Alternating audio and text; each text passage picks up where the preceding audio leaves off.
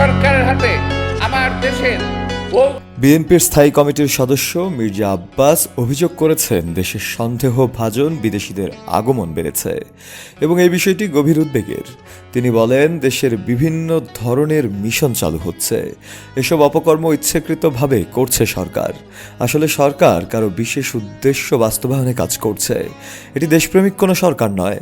শনিবার জাতীয় প্রেস ক্লাবে বিএনপির প্রয়াত নেতা ও সাবেক সংসদ সদস্য নাসিরুদ্দিন পিন্টুর স্মরণে আয়োজিত এক আলোচনা সভায় তিনি এসব কথা বলেন।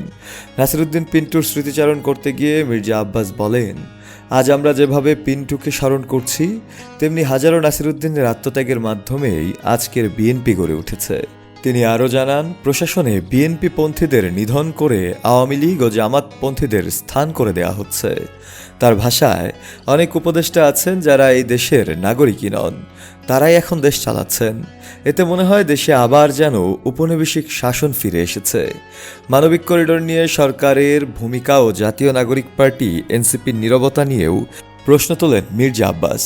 তিনি বলেন, বিশ্বের কোনো অভিধানে মানবিক করিডোর বলে কিছু নেই, অথচ প্রয়োজন মতো এক একটা নতুন নাম দিয়ে এসব বানানো হচ্ছে।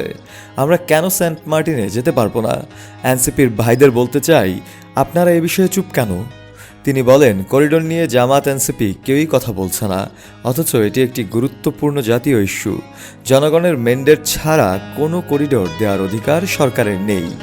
এই ইস্যুতে বিএনপি ছাড়া কেউ সরব নয় বলেও মন্তব্য করেন তিনি বলেন, জামায়াত চরমোনায় কেউ কিছুই বলছে না।